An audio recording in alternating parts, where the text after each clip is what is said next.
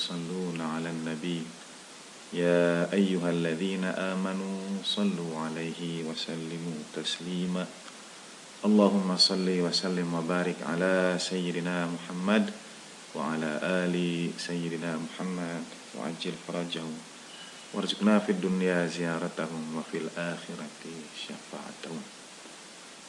Bismillahirrahmanirrahim. Allahumma salli ala sayyidina Muhammad wa ali sayyidina Muhammad. Rabbana hab lana min azwajina wa dhurriyyatina qurrata a'yun waj'alna lil muttaqina imama. Rabbana hab lana minas salihin.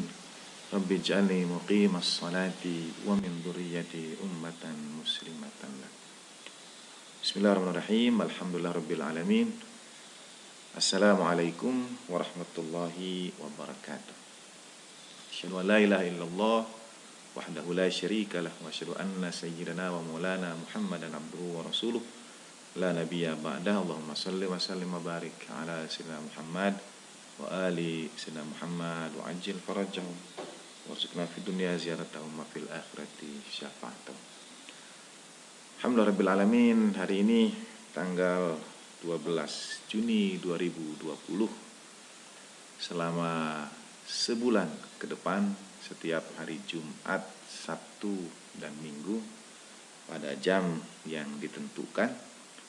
Sementara ini setiap jam 4 sore kita akan mengkaji, membincangkan bersama, melanjutkan kembali live streaming ini melalui akun FB dan akun YouTube Ngopi TV. Beberapa waktu yang lalu pernah ada kajian tentang sabar, ada kajian tentang buku Bidadari Surgawi, dan kali ini selama setiap hari Jumat, Sabtu, dan Minggu dari 12 Juni insyaallah hingga 12 Juli 2020 kita akan membahas buku saya berjudul Risalah Anak Berlari. Buku ini pernah terbit dalam edisi terbatas untuk komunitas di sekolah-sekolah Mutahari.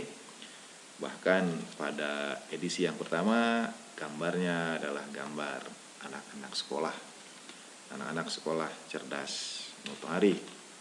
Dan insya Allah akan kita terbitkan edisi cetak ulangnya dengan ilustrasi kali ini dari alumni sekolah-sekolah Mutahari. Dan kita akan bahas format kajian kita kali ini berupa book reading.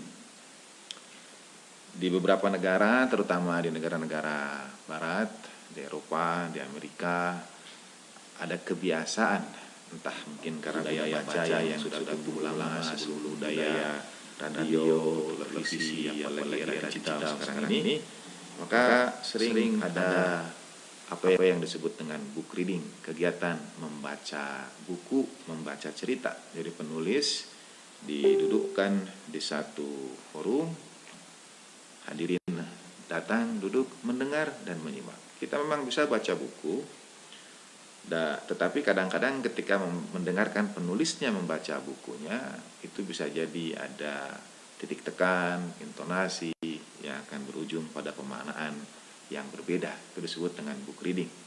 Dan sangat dianjurkan sebetulnya untuk anak-anak kita membacakan cerita untuk anak-anak.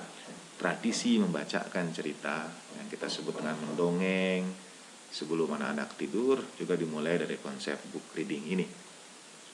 Di sekolah cerdas Mutahari, sekolah dasar kami, ia masuk ke dalam satu di antara mata pelajaran. Jadi ada storytelling, ada juga books and movies, kesempatan anak-anak untuk mendengarkan cerita dan membaca buku dari perspektif bagaimana orang dewasa membacakannya untuk mereka.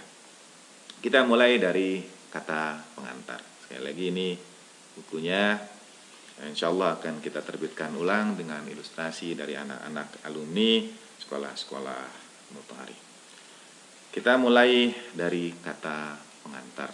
Kajian kita ini setengah jam tentang isi buku, setengah jam sisanya kita gunakan untuk diskusi, tanya jawab, dan berbagi, sharing. Book reading and wisdom sharing, itu yang jadi judul acara kita setiap Jumat, Sabtu, dan Minggu ini. Bismillahirrahmanirrahim.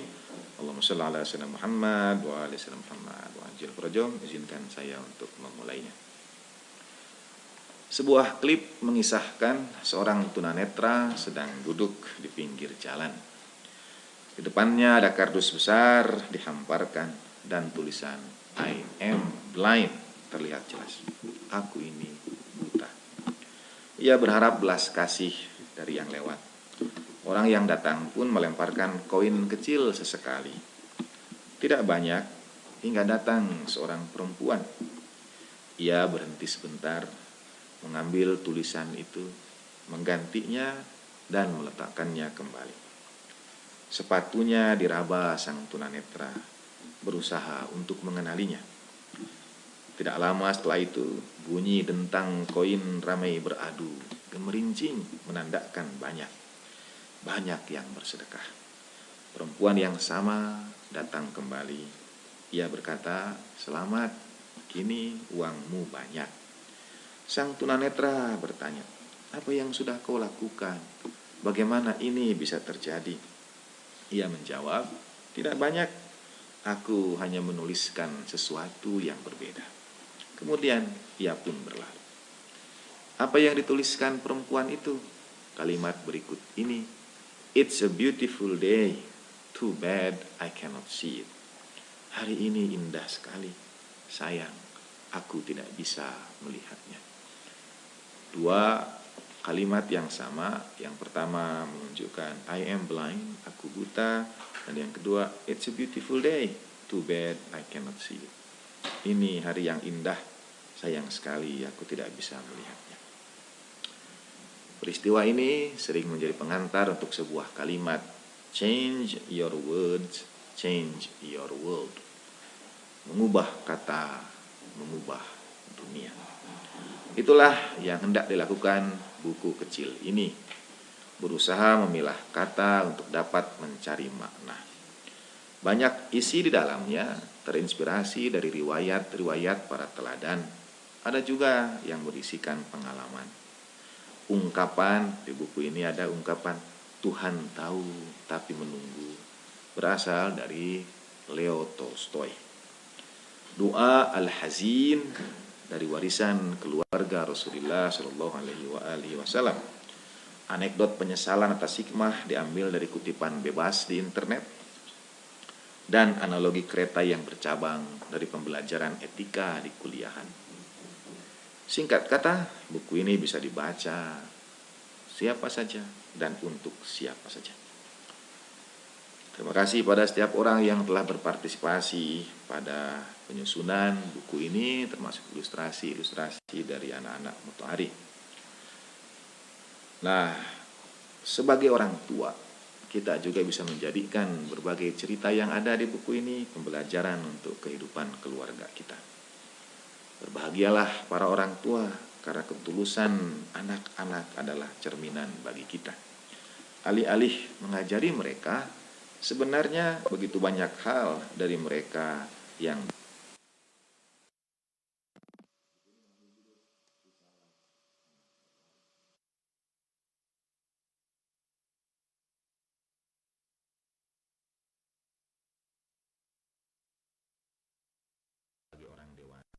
kita melupakan hal-hal jernih masa anak-anak itu. Ketika kita tertawa karena hal yang kecil, ketika kita cepat berdamai, ketika ada teman yang usil, ketika kita bisa bermain karena apa saja, ketika kita berlari tanpa harus membutuhkan alasan untuk itu. Buku ini risalah anak berlari, dan anak yang dimaksud adalah kita semua, siapa saja, tanpa batasan usia, tanpa keharusan apakah ia wanita atau pria. Kita semua adalah anak-anak kehidupan. Kita semua adalah anak yang berlari itu. Nah, pengantar itu menunjukkan bagaimana kata punya kekuatan. Dan kata itu kalau dalam riwayat yang disampaikan oleh para teladan, misalnya dari Sayyidina Ali bin Abi Thalib karramallahu wajhah, perbedaan orang yang berakal atau tidak. Orang yang berakal itu akan berpikir terlebih dahulu sebelum kemudian berkata-kata. Sedangkan sebaliknya ada yang mengeluarkan kata-kata dulu baru kemudian memikirkan setelahnya. Sayangnya pikiran kita ini adalah karunia Allah Subhanahu wa taala yang mesti kita isi dengan kata-kata yang baik pula. Jadi kalau orang baik itu berpikir sebelum mengeluarkan kata-kata, tetapi pada saat mengeluarkan kata-kata juga bukan sembarang kata yang dikeluarkan. Kata memerlukan asupan. Dan asupan kata suplainya kita peroleh dari ragam buku yang kita baca. Karena itu Iqra, bacalah. Karena buku itu apapun jenisnya akan mensuplai pasukan kata-kata dalam benak kita, dalam pikiran kita. Makin banyak buku kita baca, makin kaya kata dan makna yang kita miliki. Dan yang kedua, dengan mendengarkan dari orang lain siaran-siaran yang bergizi, siaran-siaran yang jadi tuntunan, jadi petuah-petuah wejangan yang memberikan kepada kita kekayaan kata dan makna. Nah, kita akan masuk sekarang pada prolog. Tadi pengantar, sekarang prolog. Poin yang pertama adalah pilihlah kata. Dengan kata yang kita pilih, kita bisa mengubah hidup kita. Kita bisa mengubah dunia. Ada juga di internet itu dinisbatkan kepada begitu banyak tokoh, mulai dari Lao Tse, Buddha, sampai Sayyidina Ali bin Abi Thalib karramallahu wajhah. Jadi kata ini kalimat menyebar dari berbagai tokoh. Yaitu pilihlah kata-katamu karena kata-katamu akan menentukan pikiranmu. Pilihlah pikiranmu karena pikiranmu akan menentukan perasaanmu. Pilihlah perasaanmu karena perasaanmu akan menentukan tindakanmu. Dan pilihlah tindakanmu karena tindakanmu akan menentukan masa depanmu. Nah, dari kekuatan memilih kata, sekarang kita masuk pada kesempatan kita untuk memilih makna. Jadi dalam hidup ini kita tidak bisa tidak, pasti akan selalu berkomunikasi, menyampaikan maksud kita. Bagi mereka yang bisa berkata-kata, mungkin 90%, bahkan begitu banyak bagian yang besar, 75% kah, 80% kah, apa yang akan terjadi pada hidup kita itu dipengaruhi dari kata-kata yang kita ucapkan. Dalam riwayat dari Sayyidina Ali bin Abi Thalib karramallahu wajhah, dan ini saya ingat betul karena dari pengalaman pribadi, ini materi kultum saya pertama seumur hidup. Materi kultum saya pertama seumur hidup, waktu itu masih mengenakan seragam putih biru. Jadi artinya masih SMP. Waktu itu saya diminta kultum oleh Ustadz Jalal hafizahullah, dan saya baca-baca tentu persiapan.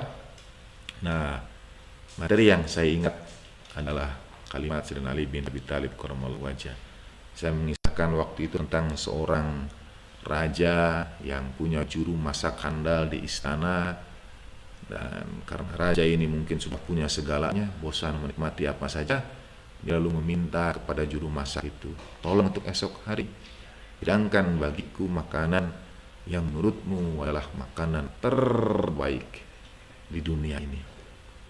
Nah, malam harinya juru masak itu kebingungan karena hampir semua masakan sudah ia coba, sudah ia berikan pada raja. Berpikirlah ia sampai dapat ilham, dan ketika lalu kemudian masak dan sebagainya, esok harinya makan siang dihidangkan bagi sang raja. Ketika dibuka, ternyata makanan itu bahan dasarnya adalah lidah seekor sapi. Dan raja bertanya, mengapa ini kau sebut makanan yang terbaik? Kata juru masak ini, karena raja seseorang itu disebarkan kebaikannya melalui lisan masyarakat. Seseorang diketahui budi baiknya melalui lisan juga. Lisan dan kata-katalah yang akan menjadi ukuran baik atau buruknya seseorang. Raja menerima argumentasi itu, dan setelah selesai ia menikmati makanan, dia berkata, esok giliran kamu menyajikan untukku makanan yang paling buruk di seluruh alam semesta. Juru masak kebingungan lagi, tapi ternyata keesokan hari ketika ia menghidangkan masakan untuk raja membukanya, raja masih melihat juga sajian dengan bahan dasar yang sama, lidah seekor sapi. Kata raja, kemarin kau hidangkan bagiku makanan terbaik, lidah seekor sapi, dan sekarang kau katakan itu sebagai makanan yang terburuk. Juru masak berkata, karena raja dengan lidah juga kehormatan seseorang dijatuhkan. Dengan lisan pula fitnah, dusta menyebar luas. Jadi lidah juga dapat membawa seorang pada keterpurukan. Raja juga menerimanya. Nah, Sayyidina Ali bin Abi Thalib karramallahu wajhah wa alaihi salatu wassalam menyimpulkannya dengan riwayat singkat dari beliau. Saya ingat sejak kultum yang pertama itu, dan saya kira kita semua juga akan dengan mudah mengingatnya karena berirama dan singkat.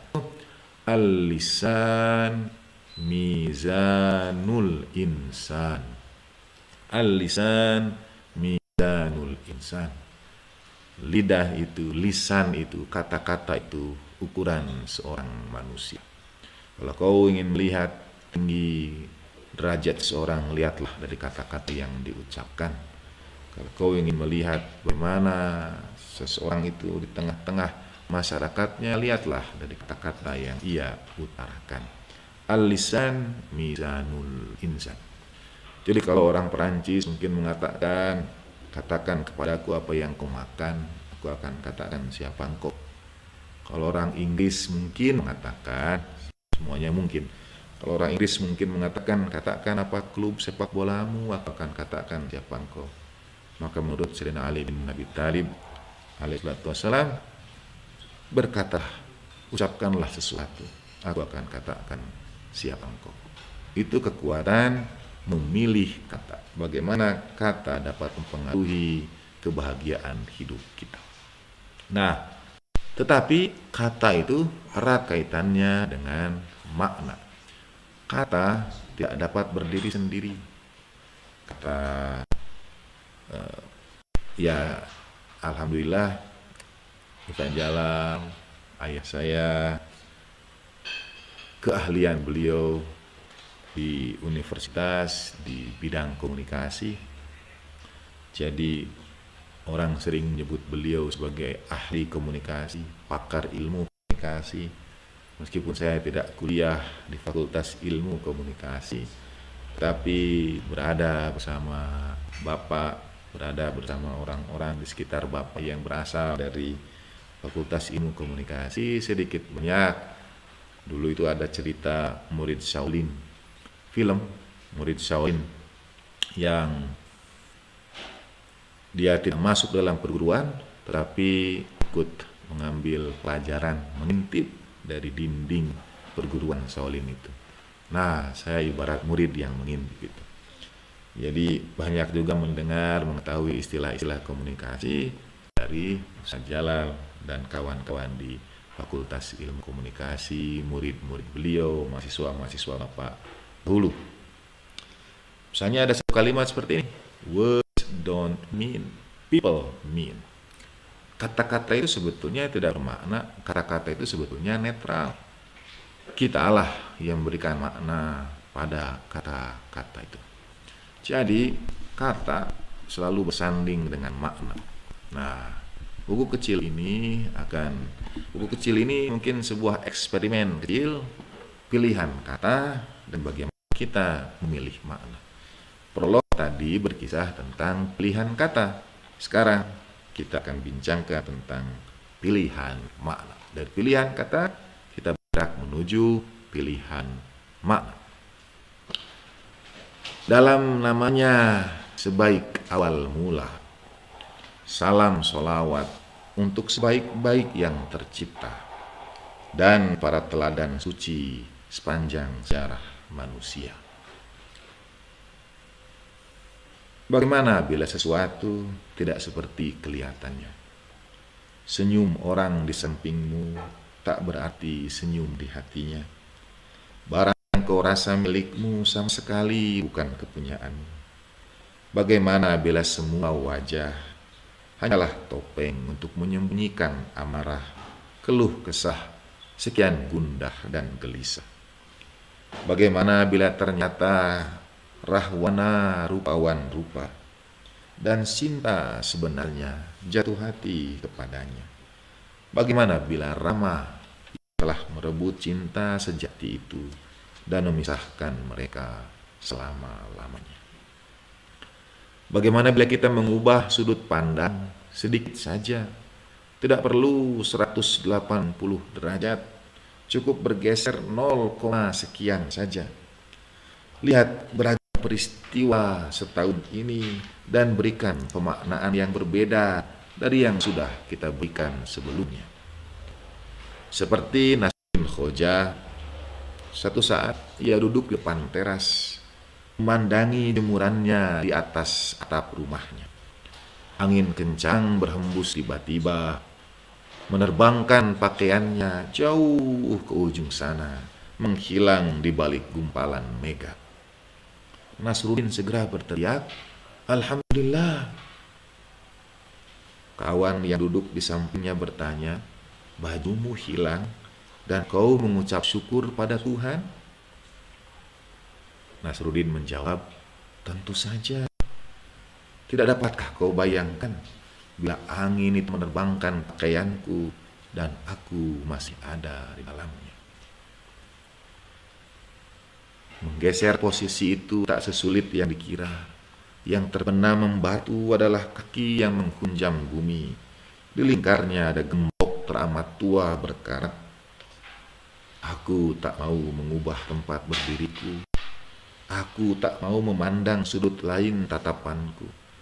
Aku tak sudi melangkah. Aku pantang berbenah. Bukankah dengan langkah ini telah kulalui berbagai lembah? Asam garamku lebih banyak dari peluh dan keringatmu. Aku, dan kau akan tetap jadi kau. Aku tak akan menjadi dirimu, dan kau tak akan bisa menjadi aku. Maka saat amarahku memuncak, itu untuk kebaikanmu, bukan kebaikanku. Kala suaraku meninggi, itu karena aku sayang kamu, bukan diriku. Waktu aku memaksakan kehendakku semata untukmu, tidak pernah untukku. Air mata ini menetes karenamu, peluh ini mengalir bagimu. Aku jauh darimu agar aku dekat denganmu. Aku kehilangan senyummu karena tak ingin melihat tangisan. Aku tak mendengar suaramu karena tak berharap dukamu. Aku pergi meninggalkanmu untuk kembali kepadamu. Seluruh waktuku semua untukmu, hanya kamu, tidak pernah untukku. Tapi bagaimana bila sesuatu tak seperti kelihatannya? Bagaimana bila rahwana rupawan rupa dan Sinta yang jatuh cinta kepadanya? Bagaimana bila Rama yang memutuskan cinta sejati itu dan memisahkan mereka selama-lamanya? Bagaimana bila semua kamu itu ternyata untukku? Bagaimana bila hadirku baru berarti dalam dirimu? Bagaimana bila wujudku ada dalam keberadaanmu? Maka amarahku itu karena kekurangan diriku. Suaraku meninggi karena kelemahanku. Aku paksakan kehendakku karena keterbatasanku. Aku menangis karena rapuhku. Aku berpeluh karena harapku. Aku jauh karena maluku. Aku tak melihat senyummu karena ketidakmampuanku membahagiakanmu. Aku tidak mendengar suaramu karena setiap nadanya tusukan dalam batinku. Betapa hinanya diriku di hadapanmu. Aku meninggalkanmu untuk lari dari diriku. Itu sebagian dari teks yang ada di Risalah Anak Berlari ini. Kita akan lanjutkan setiap hari Jumat, Sabtu, dan Minggu. Dari 12 Juni insya Allah hingga 12 Juli.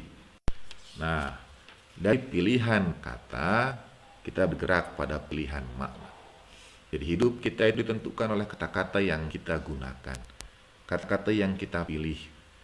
Tentu sekali lagi, pasokan kata-kata itu kita peroleh dari buku yang kita baca, dari film yang kita tonton, dari obrolan dengan orang-orang di sekitar kita.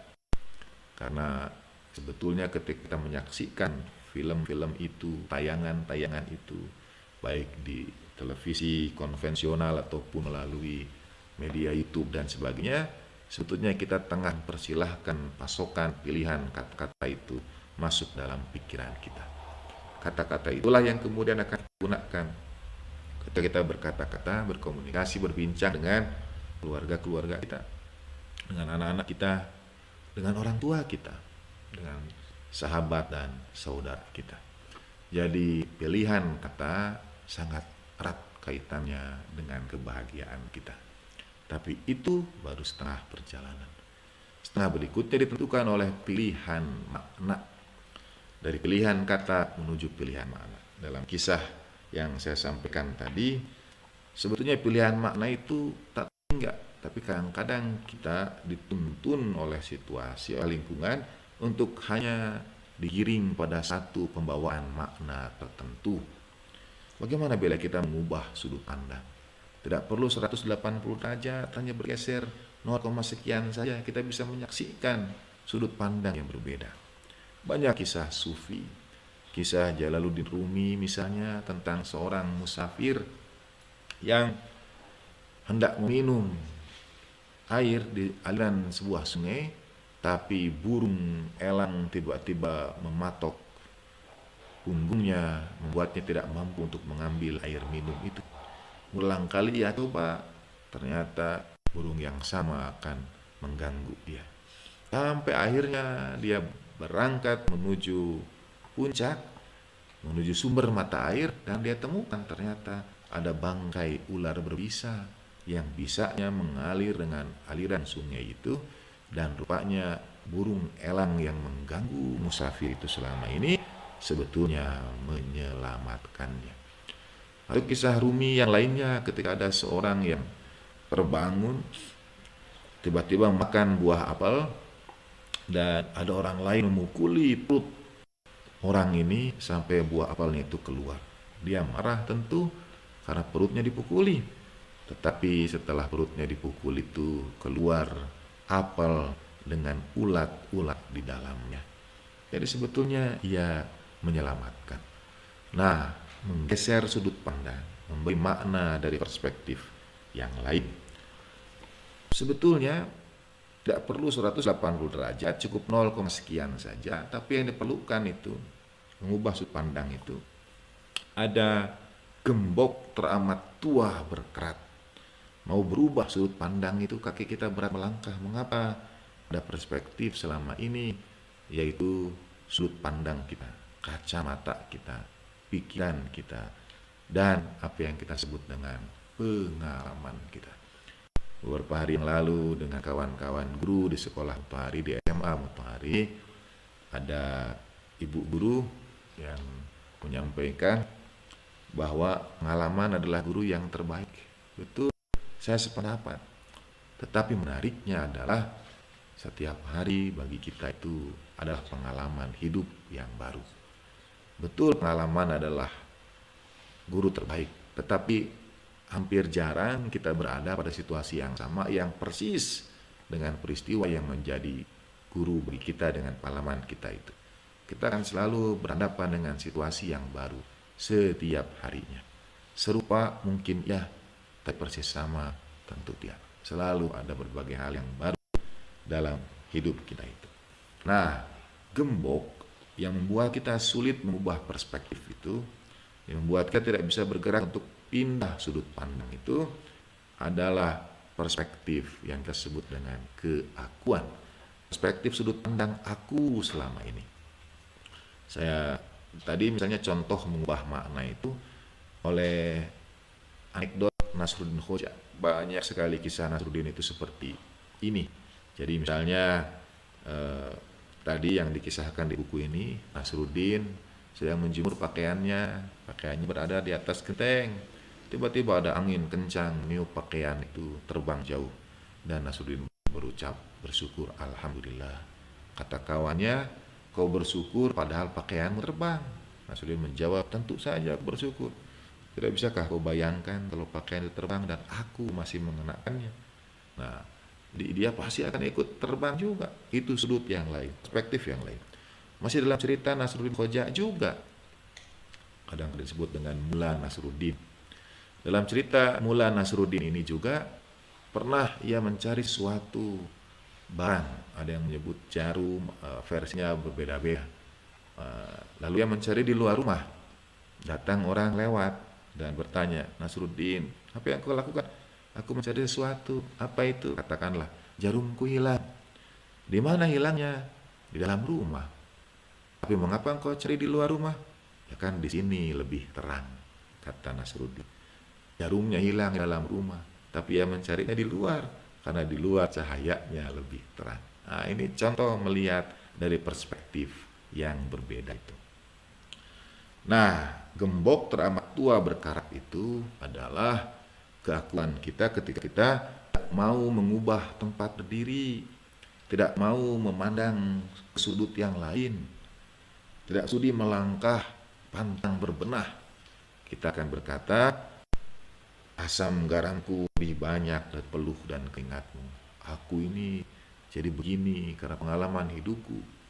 Aku ini seperti ini karena puluhan tahun sudah melakukannya dan lain sebagainya. Aku, dan kau akan tetap jadi kau. Nah, dalam perspektif pada hubungan antara orang tua dan anak-anak, misalnya ketika amarah itu memuncak, kita akan berkata, itu untuk kebaikanmu nak, bukan kebaikanku. Ketika suara kita meninggi, kita akan berkata, itu karena aku sayang kamu, bukan karena aku sayang diriku. Dan ketika kita maksakan kehendak kita, semuanya adalah untukmu, tidak pernah untukku. Kalau aku menangis karenamu, peluh ini mengalir, keringat ini mengalir untukmu. Kalau aku jauh darimu, itu karena usahaku untukmu, karena aku bekerja untuk kebahagiaan. Kalau aku tidak melihat senyummu, karena aku tidak ingin melihat tangisanmu, dan sebagainya.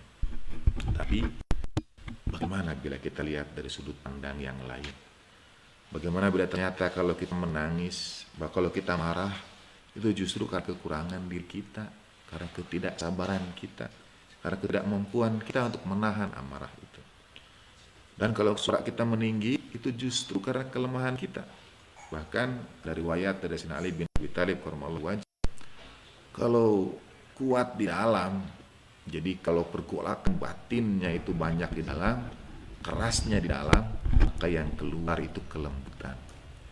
Tapi kalau lemah itu dalam, yang keluar adalah kekerasan, dalam artian suara yang meninggi. Itu sebetulnya karena kerapuhan kita di dalam diri. Nah, ketika paksakan kehendak kita, sebetulnya karena keterbatasan kita. Jadi kita sebagai orang tua, saya sebagai orang tua, ketika saya menangis itu karena saya rapuh. Ketika saya jauh dari anak-anak justru karena rasa malu saya. Tidak melihat senyuman mereka karena ketidakmampuan membahagiakan mereka. Tidak mendengar suara mereka karena setiap nadanya tusukan dalam batin. Betapa hinanya, betapa banyaknya kekurangan sebagai orang tua. Aku meninggalkanmu untuk lari dari diriku. Pandanglah sekilas, tataplah lebih lama. Resapi maknanya dalam-dalam di relung jiwa. Untuk apakah semua waktu? Untuk nirwana yang dijanjikan di atas sana? Ia sudah disiapkan untuk kita, kapan saja dapat memasukinya. Asalkan gembok berkarat itu kau hancurkan dengan kampak di tanganmu. Tebas kakimu, jangan lagi melangkah dengan keduanya. Biarkan darah penderitaan mengalir deras darinya, dan burung-burung gagak bertebangan di atas kepalamu, menanti saat untuk mematukmu. Kemana kau akan berlari? Karena perjalanan itu di dalam diri. Ini sebetulnya terjemahan dari Jalaluddin Rumi. Where should I go when the journey is within my ego? Kemana kau akan berlari? Karena perjalanan itu di dalam diri. Bila buta mata hati, gelaplah langkah sesudah mati. Bergeserlah sejenak, lihat jejak kaki di belakang. Sejauh apakah kita berjalan? Atau selama ini kita hanya mematung dan berkhayal terbang di antara awan? Aku dan kamu tak akan menyatu bila gerak tak pernah padu. Karena selama ini aku hadir untuk diriku, bukan untukmu. Bagaimana bila sesuatu tak seperti kelihatannya? Bagaimana bila rahwana rupa-rupa dan Sinta yang jatuh cinta kepadanya? Bagaimana bila Rama yang memutuskan cinta sejati itu dan menghancurkan mereka selama-lamanya? Dalam namanya sebaik akhir kata, semua rindu hanya untuknya sebaik manusia dan teladan suci sepanjang masa. Bila hadirku untuk dirimu, cukuplah itu. Biarkan burung gagak menyambatku, dan untuk setiap hentakannya kugumamkan namamu. Karena engkau dariku dan aku menujumu. Wassallallahu ala sayyidina Muhammadin wa alihi tahirin walhamdulillahi rabbil alamin. Terima kasih. Itu bagian prolog dari Risalah Anak Berlari ini. Kita akan kaji pemaknaannya sebagian demi bagian setiap Jumat, Sabtu, dan Minggu insyaallah dari 12 Juni sampai 12 Juli 2020. Dipersilakan kalau dari Ibu dan Bapak hadirin pemirsa sekalian ada komentar, ada pertanyaan dan sebagainya. Pertemuan pertama ini tentang bagaimana hidup kita sebetulnya disandarkan pada bagaimana kita memilih kata. Dan yang kedua, bagaimana kita memilah makna itu. Kata-kata yang baik akan mengantarkan pada pemaknaan yang baik, dan pemaknaan yang baik akan mengantarkan kita pada hidup yang baik. Sebetulnya tujuan pendidikan, tujuan sekolah-sekolah, tujuan kehidupan keluarga itu adalah ayat Al-Quran ini yang agak jarang dijadikan dalam tanda petik rujukan, misalnya dalam penyusunan kurikulum di sekolah-sekolah itu tentu ada banyak ayat Al-Quran terkait dengan ilmu pengetahuan, misalnya bastotan fil ilmi wal jisim, supaya punya ilmu yang luas, punya tubuh juga yang sehat. Atau misalnya inna khaira man ista'jartal qawiyul amin, sebaik-baiknya yang kau ambil untuk bekerja kepadamu adalah orang yang kuat dan dipercaya. Qawi, kompeten, amin, amanah. Jadi sebetulnya pendidikan, sekolah-sekolah itu mesti menghasilkan lulusan yang kategorinya itu dua saja, yaitu kapabilitas, kompetensi, kemampuan dia, dan yang kedua integritas, yaitu amanah. Jadi termasuk juga kalau mengikuti ayat Al-Quran, kalau kita mencari seseorang yang bekerja untuk kita, berkhidmat untuk kita, panduannya dua ini, Al-Qawiyul Amin, yang mampu dan dapat dipercaya, kompetensi, kapabilitas, dan integritas. Tapi sebetulnya panduan umumnya adalah ayat Al-Quran, surat An-Nahl, surat ke-16 ayat 97. A'udzubillahi minasyaitonir rajim. Man 'amila shalihan min dzakarin aw untha wa huwa mu'minun falanuhyiyannahu hayatan thayyibah. Barang siapa beramal soleh dari laki-laki dan perempuan dan dia beriman kepada Allah Ta'ala, maka kami akan beri kepadanya kehidupan yang baik, kehidupan yang indah. Ayatan thayyibah. Kebahagiaan itu disebut Al-Quran dengan ayatan thayyibah. Sesungguhnya akan kami berikan kepadanya kehidupan yang baik. Banyak yang mengartikan kehidupan yang baik ini nanti di alam sana, di alam akhirat nanti. Tetapi dalam Al-Qur'annya, setelah kehidupan yang baik ini ada sambungannya, yaitu dan kami akan beri pahalanya, walanajziyannahum ajrahum bi ahsani ma kanu ya'malun. Jadi ada yang menafsirkan pahala nanti di hari akhir, kehidupan yang baik sudah bisa kita peroleh di dunia ini. Kehidupan yang baik itu ditandai dengan pilihan kata-kata yang baik, dan kata-kata yang baik akan mengantarkan pada pemanaan yang baik. Pemanaan yang baik akan memberikan pada kita hayatan thayyibah, kehidupan yang baik. Silakan kalau ada partisipasi, komentar, pertanyaan, masukan dari pemirsa semuanya dipersilahkan. Bagi yang menonton live di YouTube ini, tadi ada suara sepertinya kurang jelas. Mudah-mudahan sudah cukup jelas sekarang. Ya. Terima kasih bagi yang sudah hadir untuk menyimak kajian ini.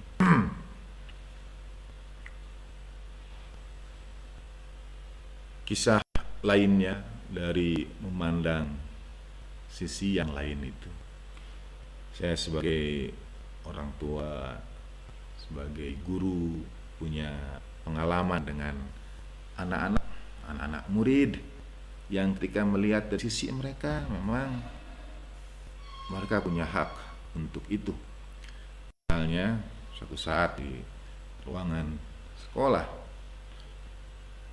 anak saya masih SD waktu itu di sekolah cerdas Mutohari. Lalu sambil menunggu kami pulang, ya main komputer. Soalnya waktu itu zaman anak saya masih anak-anak masih kecil itu. Kalau sekarang itu pilihan ragam aplikasi, permainan dan sebagainya sudah begitu banyak. Dulu sekitar tahun 2007, 2008 itu sewaktu kita mendirikan sekolah dasar, ada satu situs yang populer yaitu miniclip.com. Masih ingat sampai sekarang, miniclip.com. Itu permainannya dengan flash, menarik buat anak-anak. Dan anak main itu miniclip.com. Tapi ternyata tiba-tiba ada pop-up itu iklan tiba-tiba, dan itu kan entah bagaimana programmingnya, iklannya ya tiba-tiba menampilkan yang kurang baik. Saya tuh kaget dan menegur anak saya dengan suara yang keras. Sebetulnya bukan menegurnya sih, tapi lebih kepada mungkin tadi menggeser perspektif. Barangkali karena saya merasa malu ini di hadapan kawan-kawan guru, anak saya tiba-tiba ada muncul yang seperti itu. Jadi lebih kepada harga diri saya yang terusik.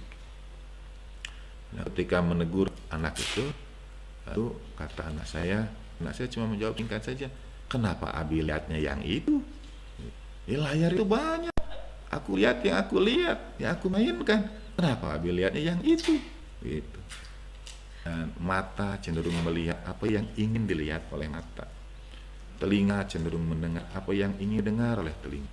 Jadi kita punya kekhawatiran sendiri, anak-anak ternyata punya sudut pandang mereka sendiri. Jadi sebagai orang tua saya punya banyak kekurangan. Saya minta maaf kepada anak-anak, juga kepada murid-murid di sekolah-sekolah kami dan setiap orang yang hadir dalam kehidupan kami. Baik, dari Ibu Anissa, Assalamualaikum warahmatullahi wabarakatuh. Bagaimana cara mengubah perspektif, sedangkan perspektif itu dibentuk di lingkungan hidup kita sejak kecil sampai sekarang, dari bagaimana kita diperlakukan dan lain sebagainya. Ya, terima kasih. Itu tadi betul seperti yang Ibu sampaikan. Itu yang saya sebut gembok tua teramat berkarat, karena ia dibangun dari pengalaman hidup kita. Aku sudah melalui berbagai lembah, asam garamku lebih banyak, lain sebagainya. Nah, sebetulnya cara mengubah perspektifnya itu adalah dari pertanyaan yang disampaikan oleh anak saya. Kalau Abi bisa kembali ke masa lalu, apa yang akan Abi katakan kepada your past self, pada dirimu, pada diri Abi yang dulu? Dan saya menjawab, agar saya mungkin, terima kasih, agar saya lebih sabaran, agar saya tidak tergesa-gesa, dan lain sebagainya. Lalu kata anak saya lagi, akankah Abi mengubah sesuatu masa lalu itu? Dan saya jawab, nanti ada juga di buku ini tentang masa lalu. Saya jawab, tidak nak. Mengapa? Karena Abi juga belajar dari kesalahan Abi itu. Abi jadi Abi yang sekarang karena apa yang terjadi di masa yang lalu juga. Jadi kesalahan kita pun itu dalam tanda petik kita syukuri, karena melalui kesalahan itu kita belajar untuk menjadi pribadi yang lebih baik. Nah, bagaimana mengubah perspektif itu? Menurut saya kita hening sejenak, tunggu beberapa saat, beberapa detik, mencoba melihat dari sisi pandang yang lain, perspektif yang lain, bertanya pada orang lain, bahkan dari anak-anak kita. Kita lihat sudut pandangnya, kita lihat dari orang-orang lain, ya, mencoba memperluas spektrum perspektif itu, wawasan itu, dengan membuka sebanyak mungkin kemungkinan. Memang tidak mudah, tapi dan kadang-kadang kita terdesak dalam situasi ketika harus cepat bertindak dan lain sebagainya. Ya, kita nikmati saja perjalanannya. Kalau kita jalan ke satu tempat juga, naik kereta misalnya, kalau hanya lihat ke depan saja bosan, karena yang dilihat hanya punggung kursi orang depan kita. Pasti kita lihat ke kiri, ke kanan, maka pemandangan akan menjadi sangat kaya. Saya kira itu Ibu Anissa. Salam hormat untuk keluarga semua. Lalu dari YouTube ada pertanyaan, pertanyaannya di bagaimana caranya menahan emosi. Saya setua ini masih sering terpancing sehingga emosi kadang masih meledak. Saya kira Bu itu sama bagi kita semua juga. Mungkin yang sering disebut dengan manajemen of anger. Tidak ada cara yang mudah kecuali hening sejenak, diam sejenak tadi itu. Kadang-kadang kita hanya perlu untuk cooling down. Jadi dalam riwayat dari Imam Ja'far Shadiq alaihi salatu wassalam ada pesan yang ada beberapa riwayat yang kadang-kadang di awal atau di ujung riwayatnya itu ada kalimat falyaktubha bidhab. Riwayat ini sebaiknya ditulis dengan tinta emas.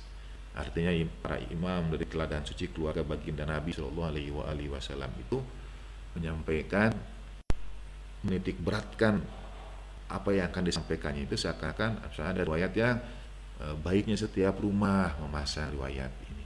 Ada juga hendaknya dituliskan dengan tinta emas dan sebagainya. Satu di antara riwayat-riwayat yang bernada seperti itu ada kalimat yang berbunyi alaikum bidda'ah, aku wasiatkan kalian dengan ad-da'ah. Apa itu ad-da'ah? Ad-da'ah itu memang berat sih, kadang-kadang kita tidak menemukan padanannya. Jadi kecuali misalnya dalam bahasa daerah, jadi tidak panikan, tidak gerasa gerusu, tidak tergesa-gesa. Nah itu ad-da'ah.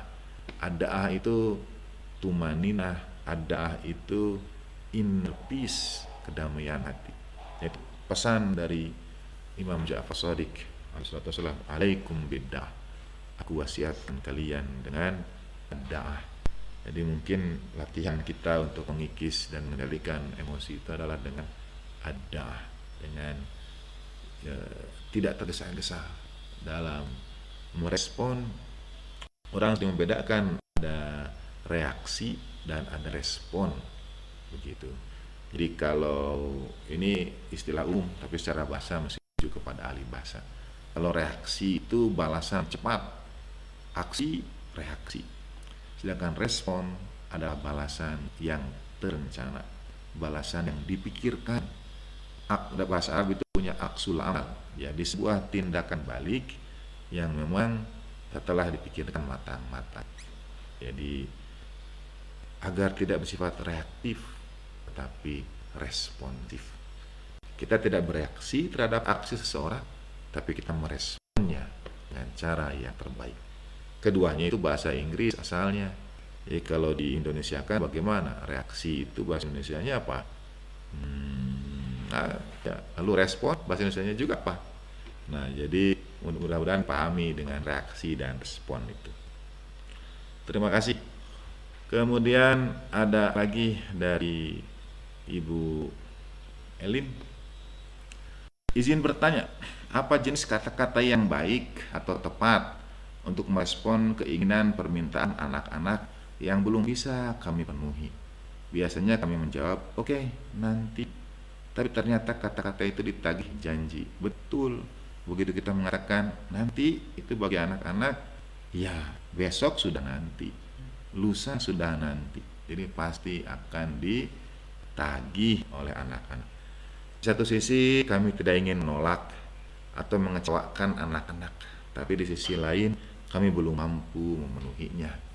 Semua kita sama, jadi yang paling baik memang seperti misalnya kalau anak-anak itu sedang menyampaikan kuis, guru di kelas menyampaikan kuis, kita bisa mengatakan misalnya ya, 2 tambah 2 berapa nak? Lalu ada anak menjawab tidak. Pilihan guru itu bisa mengatakan salah kamu. Nah itu kata-kata. Atau guru bisa memilih, mudah-mudahan kami coba terapkan itu di sekolah-sekolah kami. Guru bisa memilih dengan mengatakan hampir benar nak. Nah beda kan, semangatnya juga beda pada anak-anak. 2 tambah 2 berapa nak? 3, salah. Itu anak bisa langsung down, aduh salah. Mau nyoba lagi itu takut salah lagi. 2 tambah 2 berapa nak? 3, hampir benar ya. Kita ceria, semangat, kasih apresiasi. Tapi kan belum benar. Tapi baru hampir benar. Bagaimana kalau kata salah itu semua kita ganti dengan hampir benar? Hampir itu kan tidak ada ukurannya. Mau 1 hampir, mau 2 hampir, mau 3 hampir. Kita dalam perjalanan masih jauh bu, hampir gitu kan. Kalau nempuh misalnya mudik, berapa lama lagi? Ya, hampir sampai, padahal masih jauh. Jadi hampir tidak ada batasannya. Ganti kata salah dengan hampir benar. Termasuk oke nanti bisa diganti dengan saat ini ibu dan bapak belum bisa. Kalau nanti bagaimana? Ya nanti kita lihat lagi. Begitu ditanya lagi, saat ini masih belum bisa. Nah, dan sangat baik anak-anak itu menikmati proses. Dalam istilah dunia modern sekarang ada yang disebut dengan toxic success, sukses yang beracun. Sukses jadi orang tua yang punya segalanya, anak minta apa saja diberi, tapi ia tidak punya kesempatan untuk belajar dari kesulitan hidup yang ia alami. Tiba-tiba saja ada jalan keluar, tiba-tiba saja ada solusi. Ternyata itu tidak membantu di waktu yang panjang. Mirip cerita orang Jepang, ada kepompong kupu-kupu itu sedang tumbuh, tiba-tiba dirobek sama peneliti dan kupu-kupunya keluar, tapi sayapnya tidak cukup kuat. Tulang-tulang sayapnya itu tidak cukup kuat untuk menerbangkan dia.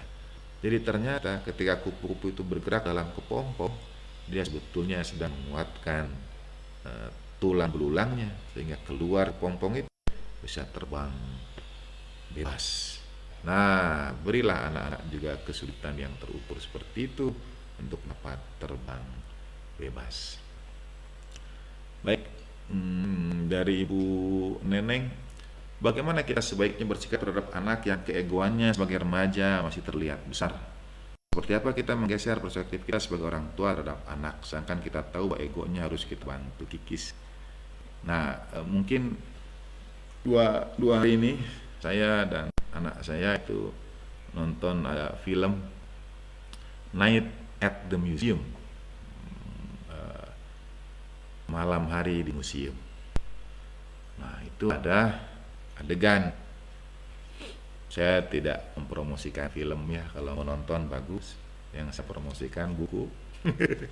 Tidak ya, kita nah, di situ ada adegan penjaga museum itu, tokoh utamanya, aktor utamanya itu berhadapan dengan sosok, ada kapucin, sejenis primata, sejenis kera yang cerdas gitu.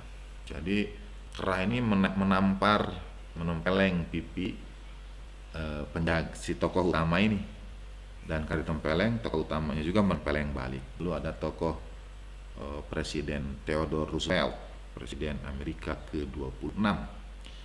Karena tempeleng, balik tempeleng lagi, tempeleng, balik tempeleng lagi. Sampai kata Presiden Theodore Rooseveltnya, Presiden ya Teddy itu, yang dari namanya diambil Bear, boneka Teddy, katanya, who's evolved? Siapa yang sudah berevolusi? Gitu. Artinya kalau yang manusia ikut nampar balik, apa bedanya dia dengan kapucin itu yang belum berevolusi? Gitu kata Teddy. Nah, maksud saya, Bu, remaja egonya besar. Kalau kita juga sebagai orang tua masih memaksakan kepada mereka dengan perspektif kita, memaksakan ya, sekali lagi, dan ego kita juga sama besarnya, siapa yang lebih dewasa, begitu.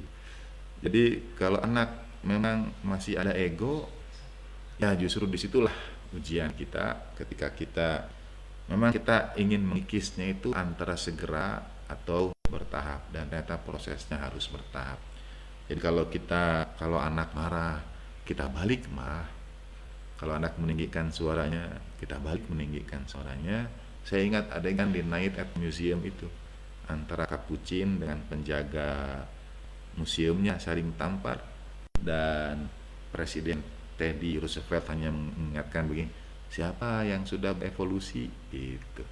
Ya, kalau kita sama anak-anak kita saling kuat egonya, siapa yang sudah berevolusi. Itu kurang lebih itu, mohon maaf.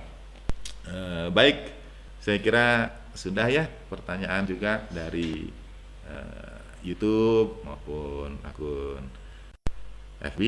Insyaallah kita lanjut. Mohon maaf lahir dan batin kalau ada pilihan kata yang kurang berkenan, tetapi meskipun kata-katanya kurang berkenan, ibu dan bapak punya pilihan memberikan makna sebaik-baiknya. Terima kasih pada semua kru yang terlibat pada sore hari ini. Insya Allah kita akan tetap pada waktu yang sama, jam 4 sore hari, meski membuka juga peluang dari masukan ibu dan bapak semua untuk waktu yang terbaik, karena kita sekarang sudah masuk pada new normal ya, pasti ada aktivitas harian dan lain sebagainya dari ibu dan bapak semua. Insya Allah kita jumpa kembali esok hari. Salam hangat untuk keluarga di rumah. Mari kita antarkan sebaik doa untuk orang tua kita, anak-anak kita, keluarga kita, murid-murid kita, setiap orang yang punya hak atas diri kita. Semoga Allah Ta'ala anugerahkan kepada mereka seluas rahmat dan ampunan. Semoga Allah Ta'ala juga mengampuni kita karena kekurangan kita, menunaikan hak pada mereka. Semoga Allah Ta'ala menguatkan kita untuk membimbing mereka, memberikan pada kita kesabaran, dan insya Allah Allah Ta'ala menilai dari sebaik usaha kita untuk kemudian memberikan sebaik karunia bagi orang-orang yang kita cintai melalui kita atau melalui tangan kasih Allah Ta'ala yang lainnya. Kita doakan juga para pejuang keselamatan di era pandemi yang masih berlanjut sekarang ini. Kita doakan juga mudah-mudahan kita diantarkan melaluinya dalam sebaik keadaan, dan yang sakit diantara kita dalam sebaik kesabaran dan kesembuhan. Ala hadhihi niyyah wa kulli niyatin shalihah jadatan fi syarafin Nabi Mustafa Rasulillah sallallahu alaihi wa alihi wa li baiti thayyibin tahirin siyama baqiyatillahi fi ardin arwahuna wa arwahul alamin adi turabi maqdamil fidaus Fatimah Az-Zahra wa mawlatina khalijatal kubra wa jami'i anbiya'illahi wa rusulihi wa malaikatihi wasiddiqina wa syuhada'i wa salihin wa hasuna ulaika rafiqa. Khususan jami'il wajibatil huquqi alaina syadil ladini hadiyatan lahum. Al-Fatihah. A'udzu billahi minasyaitonir rajim. Bismillahirrahmanirrahim. Alhamdulillahirabbil alamin arrahmanir rahim maliki yaumiddin. Iyyaka na'budu wa iyyaka nasta'in ihdinas siratal mustaqim siratal ladzina an'amta 'alaihim ghairil maghdubi 'alaihim waladdallin. Wa sallallahu ala sayyidina Muhammadin wa alihi thahirin walhamdulillahirabbil alamin. Wa ma taufiqi illa billah alaihi tawakkaltu wa ilaihi unib. Sampai jumpa pada kajian Risalah Anak Berlari episode berikutnya. Wal afu minkum. Wassalamualaikum warahmatullahi wabarakatuh.